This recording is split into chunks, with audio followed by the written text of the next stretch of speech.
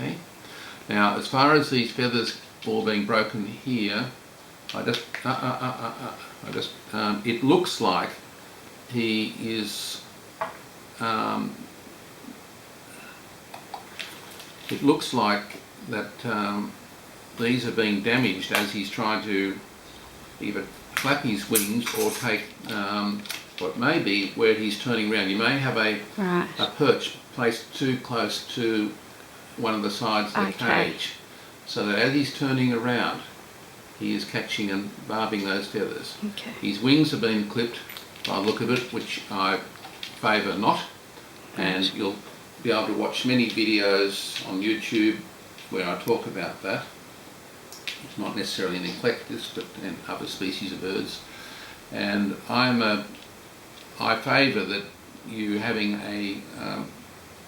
allocating a bird room for the house, so say if you have the space, a room about the size of this or whatever you can provide that has been rendered safe from bird hazards, and again all that's discussed in my book, so that the birdies can fly around there, and then that you train them to a harness if you want to take them outside. So, and while you train them to a harness while they're young, if you can, so you can get up. So he spends most of his time, he's only ever in the cage when we're not home. Sure. Wonderful. He hangs out in the yard with my dogs most days. Right.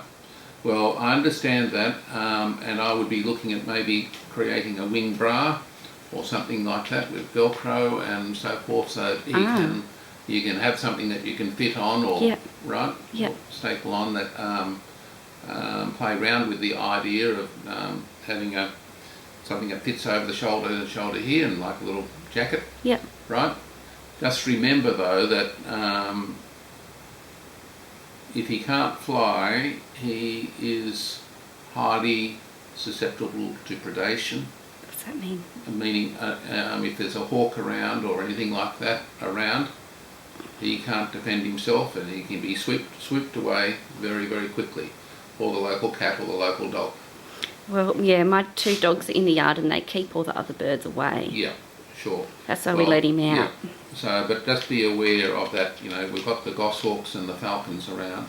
Yeah, we did try to originally get him a harness, but he didn't like it, so we clipped his wings. It takes quite a while and quite a bit of perseverance to do that. So, however, I would prefer, my guidance to you is that is to provide him with the opportunity to fly. He wants to go for a fly now. He's got his wings out and says, I'd just love to have a fly around here. What I see is the injuries that result from wing clipping. I see the things that go wrong, as you might imagine. Now, I realise that in a lot of birds things don't go wrong. However, I see time and time again split breastbones, where the breastbone has cut through the skin, where they've hit their chest landing. I see broken legs, I see broken wings, and I see the tail feathers being broken off, particularly if the birds have been clipped more severely than yours.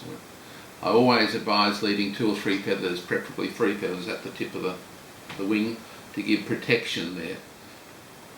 When that is done, the birds can still fly to some extent, particularly if there's strong winds, and they can fly over a fence, or they can get up to a tree and get some height and maybe land in someone's swimming pool next door, or whatever it might be.